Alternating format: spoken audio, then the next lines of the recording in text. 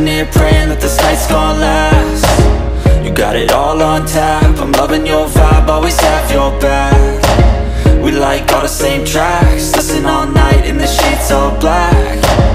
Said I'm falling fast, don't remember life before you, that's fact. Hello guys! For today's video ay may nagtanong sa akin. Ang pangalan niya ay si Rene, shoutout sa'yo idol. Ito nga pala tanong niya. So ipapakita ko ngayon sa inyo kung paano ko yan nadiskartihan. Una ay tignan nyo po muna ta. Diba hindi sumasabay yung bar end sa Allen Ball? Ito ang diskante guys.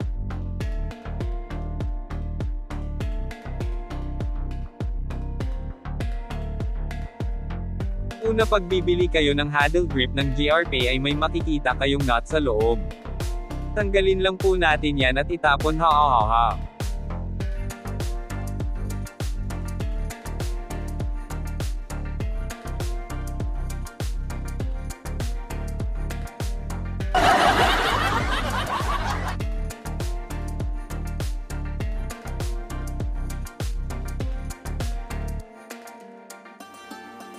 Tapos ay isalpak nyo muna ang handle grip sa throttle nyo pero dapat luwagan nyo muna yung throttle nyo.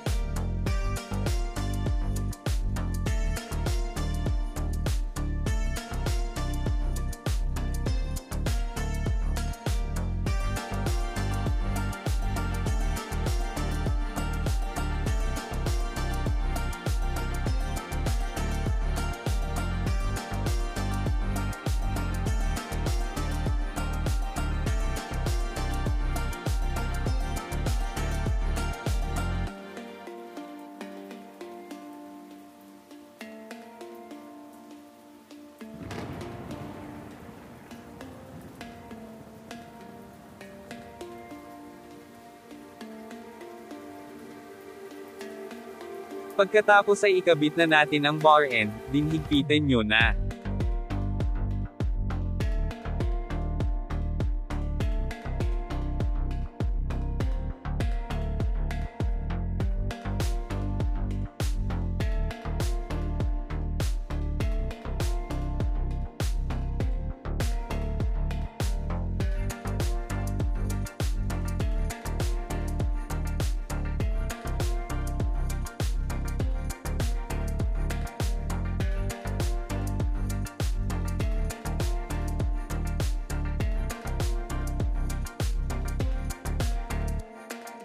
Tapos ay ikot-ikutin nyo lang siya at dito na din kayo mag-adjust sa throttle.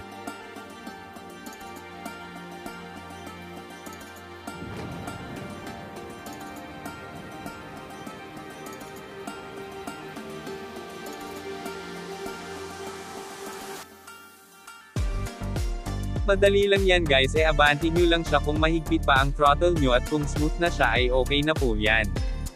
Pero siguraduhin nyo po na hindi gumagalaw yung bar end pag nalubak kayo habang nasa kalsada.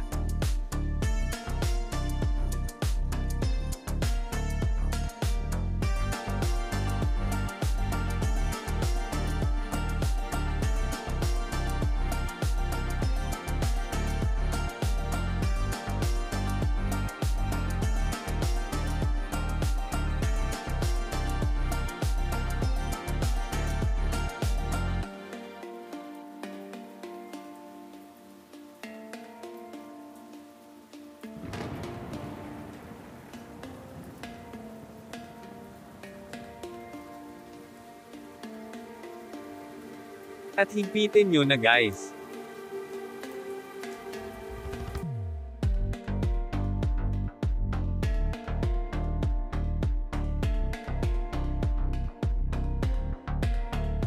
At ito na siya kung sa nakikita nyo ay smooth ang throttle natin at syempre yung bar end nga pala ay sumasabay talaga yan sa ikot.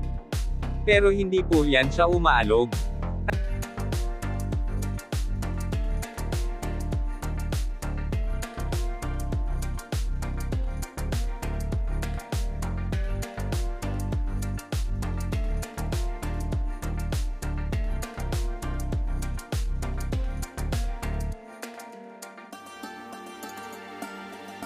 At ito po ang sound check niya.